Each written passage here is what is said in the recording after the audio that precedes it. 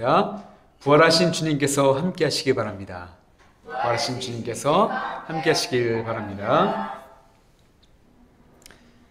한 주 동안 평안하셨습니까? 저는 어제 특별한 하루를 보냈습니다. 다른 것이 아니라 어제는 제 아들 수호의 첫 생일이자 이제 아내의 외할머니의 추모 예배를 드리는 날이었기 때문이죠. 하나의 생명이 태어나고 하나의 생명이 하나님께로 돌아갈 날을 기억하는 시간을 통해 인간의 생과 사가 모두 하나님의 손안에 있음을 깊이 깨닫는 그런 시간이었습니다.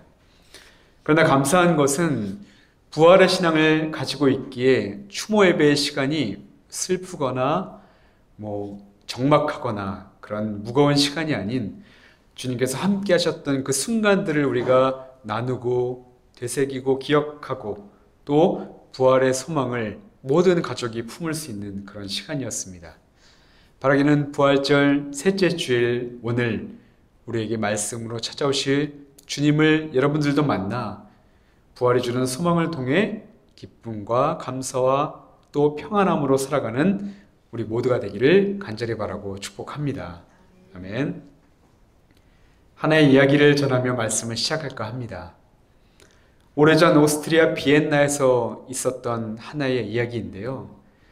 가난한 소년이 낡은 바이올린을 들고 거리에서 연주를 하고 있었습니다. 사람들의 발걸음은 바빴고 날씨는 추웠고 그 소년의 연주는 굉장히 서툴렀습니다. 병든 어머니를 위해 약값을 마련하기 위해서 나왔던 이 소년은 사람들로부터 철저하게 외면당했고 바닥에 내려놓은 모자 속에도 단 한 푼의 돈도 쌓이지 않았습니다.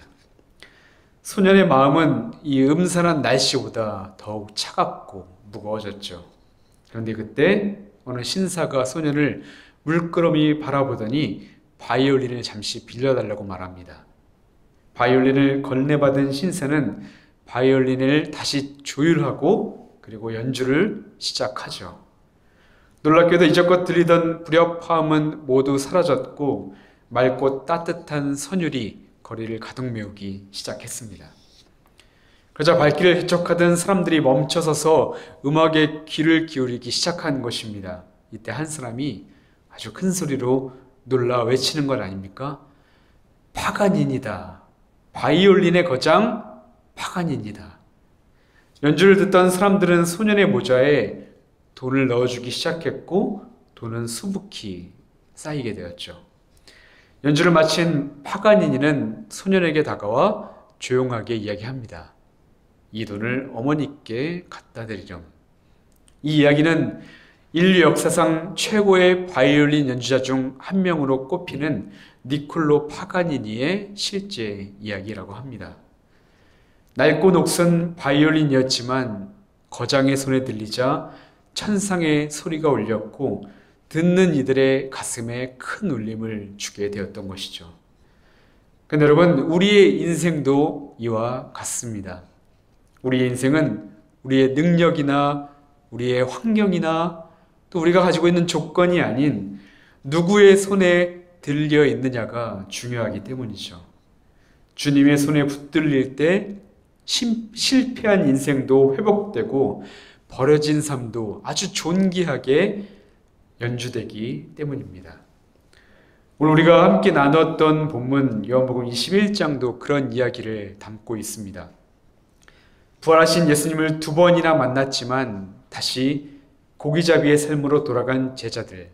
하지만 허무했던 그들의 인생이 부활하신 예수님의 손에 다시금 붙들리자 그리스도의 향기를 지닌 복된 인생으로 변화되는 극적인 순간을 맞이하게 되었던 것이죠.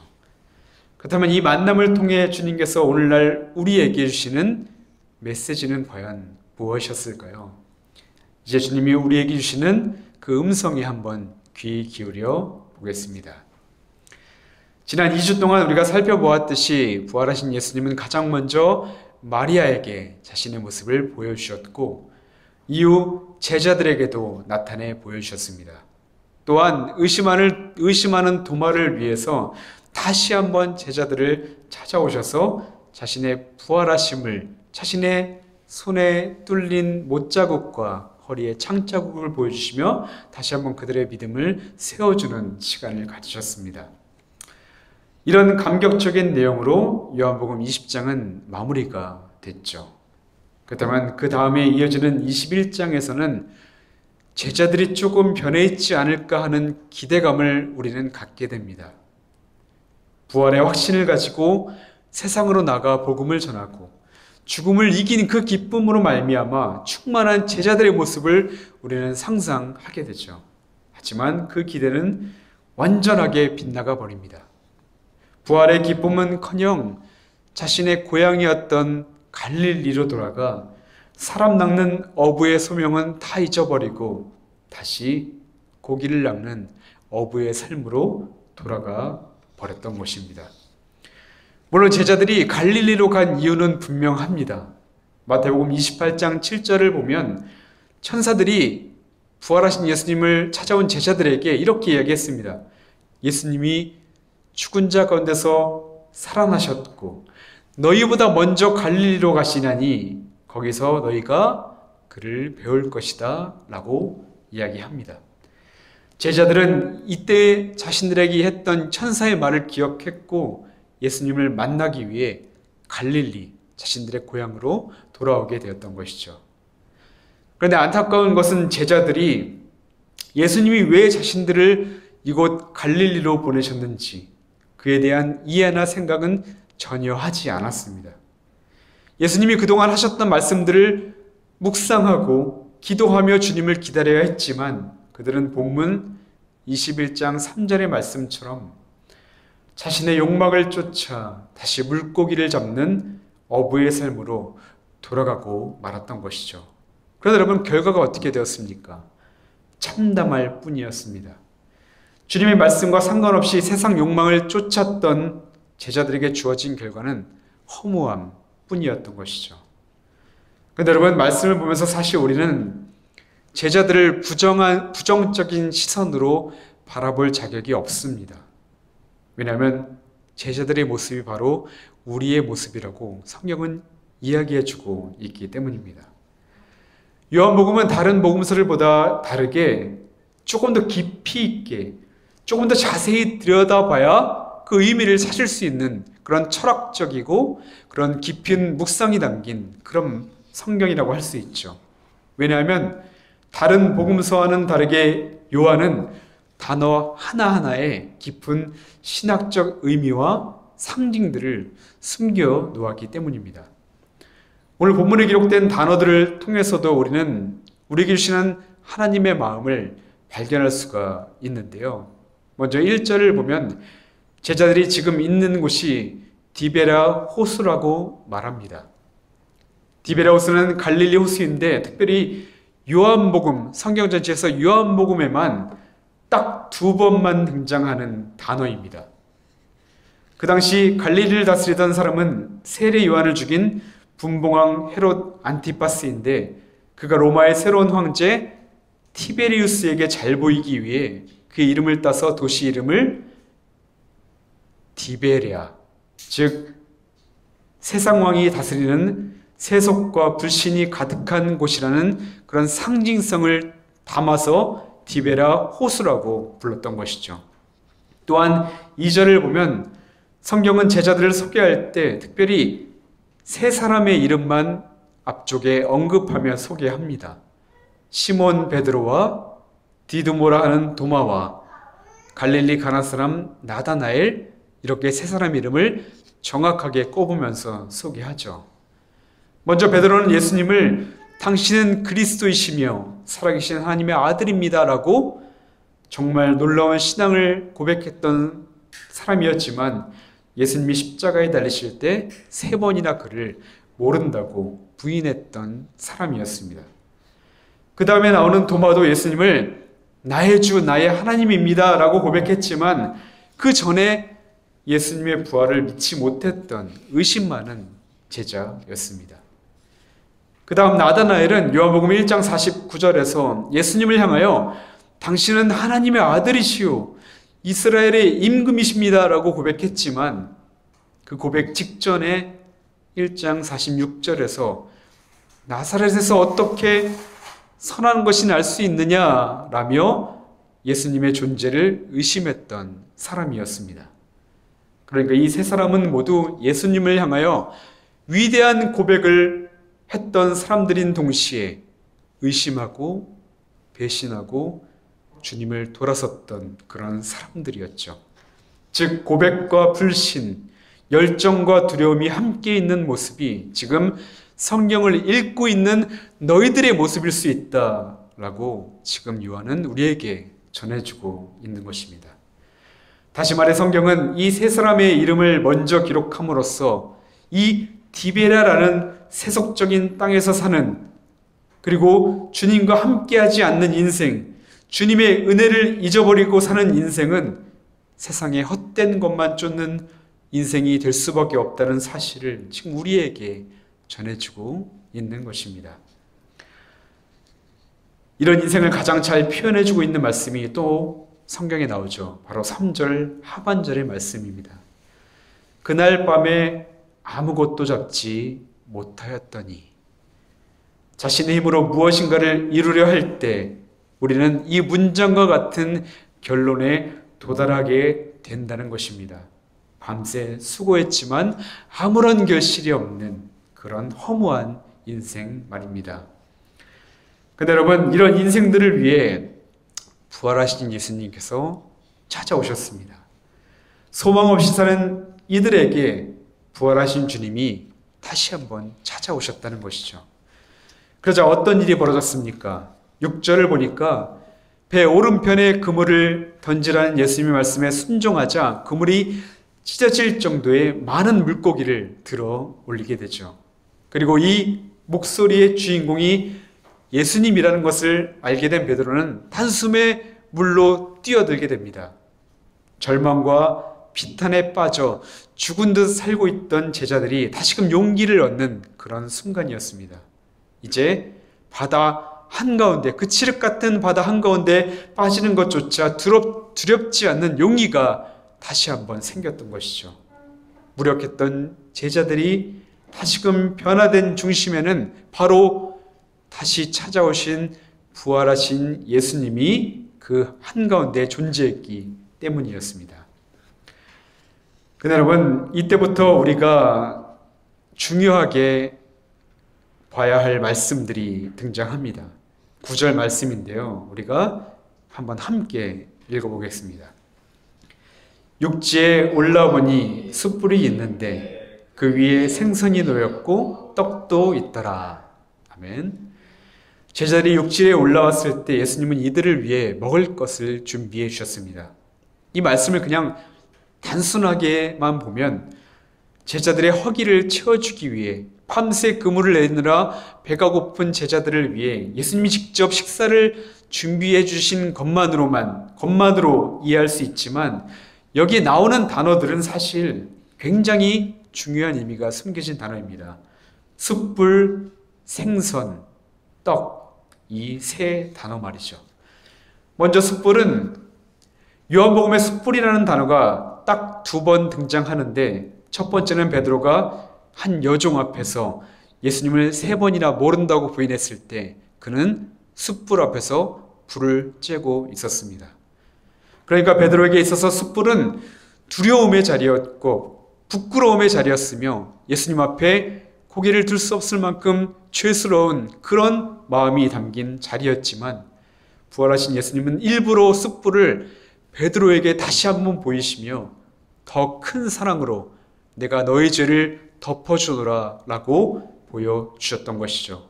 베드로로 하여금 다시금 회복시키는 그런 은혜의 순간을 맞이하게 하셨던 것이었습니다. 그 다음에 나오는 단어는 생선과 떡이죠. 여러분, 생선과 물고기와 떡 하면 떠오르는 단어가 무엇입니까? 바로 오병이어입니다.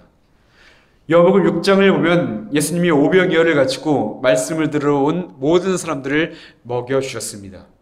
맛만 보라고 실금 주신 것이 아니라 다 먹고 남은 것이 12바구니에 남을 정도로 풍성하게 넘치도록 먹여주셨습니다. 여러분, 이 말씀이 주는 메시지가 무엇입니까?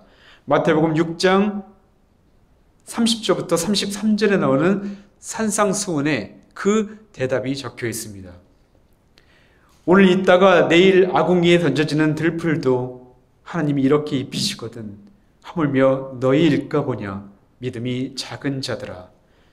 그러므로 염려하여 이르기를 무엇을 먹을까 무엇을 마실까 무엇을 입을까 하지 말라. 이는 다 이방인들이 구하는 것이라. 너희 하늘 아버지께서 이 모든 것이 너희에게 있어야 할 줄을 아시느니라. 그러즉 너희는 먼저 그의 나라와 그의 의를 구하라. 그리하면 이 모든 것을 너희에게 더하시리라. 아멘. 예수님은 제자들에게 먹고 사는 문제, 세상적인 문제로 이제는 염려하지 말아라. 하나님은 너에게 필요한 것이 무엇인지 다 알고 계신다. 입히시고 먹이시고 돌보시는 하나님을 굳게 믿고 하나님 나라와 의를 너희들의 최고의 우선순위로, 너희들의 삶의 우선순위로 삼고 살아가라. 바로 이런 메시지를 지금 그 자리에 있는 제자들에게 전해주고자 하셨던 것이죠. 이게 끝이 아니었습니다. 떡에는 또 다른 메시지가 숨어져 있습니다.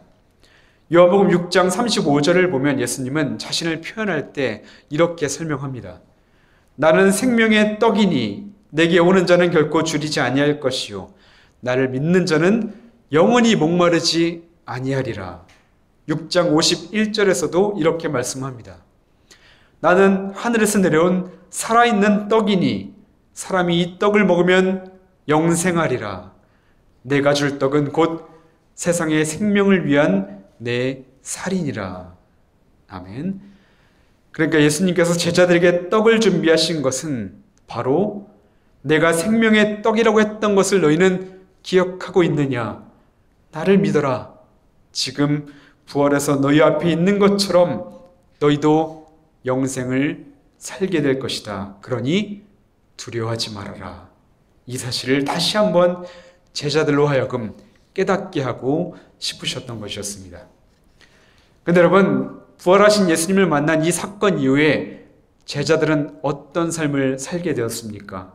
이들에게 성령이 임하고 성령께서 우리에게 늘 함께한다는 사실을 확신하게 되자 두려움에 떨던 제자들, 먹고 사는 것에 염려하며 빈 그물을 끌어올리던 제자들이 담대하게 복음을 전하며 죽음도 넘어서는 새로운 영생의 삶을 살게 됩니다.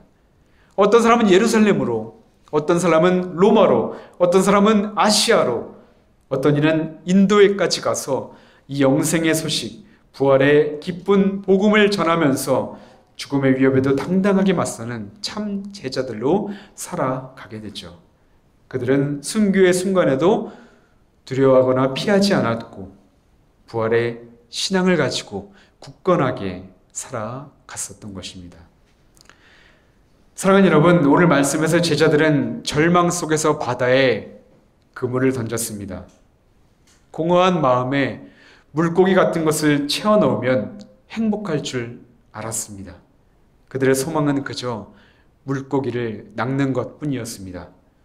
그러나 이제 제자들의 빈 그물에는 물고기가 아니라 다른 것으로 빈틈없이 채워졌음을 보게 됩니다. 그것은 바로 예수 그리스도였습니다. 빈 그물에 필요한 것은 오직 부활하신 그리스도뿐이었습니다. 그물 안에 있는 예수, 그분 한 분만으로 제자들은 세상의 모든 축복을 다 받아 누리는 그런 사람들이 될 수 있었던 것이었습니다. 여러분, 오늘 말씀을 준비하며 저에게 큰 은혜로 다가오는 것이 하나 있었습니다. 제자들이 완벽한 사람이어서가 아니라 불완전한 사람이었기 때문입니다. 제자들이 믿음이 깊은 사람들이 아니라 여전히 흔들리고 두려워하고 넘어지는 사람이었기 때문입니다. 그리고 그런 모습이 바로 그리고 우리 모두의 모습이었기 때문이고, 우리 주님은 그런 우리를 버리지 않으시고 다시금 찾아오셨기 때문입니다. 이제 말씀을 마치려고 합니다. 오늘 본문의 처음과 끝은 이렇게 말씀을 기록합니다. 1절에서는 그 후에 예수께서 디베랴 바다에서 또 제자들에게 자기를 나타내셨으니 예수님께서 또 나타나셨다고 말씀하고 마지막 14절은 예수께서 죽은 자 가운데서 살아나신 후에 세 번째로 제자들에게 나타나신 것이라 세 번째로 나타나 주셨습니다. 그렇습니다. 예수님은 우리가 절망하고 낙심할 때, 우리가 연약하고 주님을 떠나 있을 때도 계속해서 우리를 찾아오셔서 만나시기를 원하시는 분입니다. 베드로는 후에 베드로전서 1장 3절에서 이렇게 고백합니다. 예수 그리스도의 부활은 곧 믿는 모든 자들의 살아있는 소망이 된다. 사랑하는 여러분, 지금 여러분의 그물에는 무엇이 담겨 있습니까? 무엇을 얻기 위해 끊임없이 그물을 던지고 있습니까? 바라기는 여러분들의 그물에 부활하신 예수님만 가득 채워지기를 소망합니다. 그리고 우리의 지친 삶의 걸음마다 숯불을 피우시며 기다리시는 사랑의 주님을 발견하게 되기를 소망합니다. 무엇보다 우리에게 영생을 주시기 위해 자신의 몸을 내어주신 생명의 떡이신 주님을 만나게 되기를 바랍니다. 그리하여 절망이 소망으로, 두려움이 평안함으로, 죽음의 공포가 영생의 소망으로 변하는 놀라운 순간이 저와 여러분의 삶 가운데 임하기를 간절히 바라고 축복합니다. 아멘. 기도하겠습니다. 부활하신 우리 주님, 우리의 삶에 찾아와 주시옵소서. 우리에게 찾아오셔서 우리 안에 있는 모든 두려움과 의심과 연약함을 없애주시고 우리 안에 성령이 임하게 하셔서 주님의 부활하심을 믿고 우리의 삶을 한 발 한 발 담대하게 주님을 향해 걸어갈 수 있도록 인도하여 주시옵소서. 저희들 우리의 온 삶을 우리의 능력과 환경과 조건이 아니라 오직 내 안에 계신 살아있는 주님께만 우리의 마음을 내려놓게 하시고 주님이 주시는 능력과 그 은혜로 말미암아 하루하루를 살아갈 수 있게 하여 주시옵소서. 우리에게 오신 그 주님을 우리가 놓치지 않고 늘 붙들며 살아가게 하여 주시옵소서. 감사드리며 부활하시고 우리와 함께 하시는 우리 주 예수 그리스도의 이름으로 기도하옵나이다. 아멘.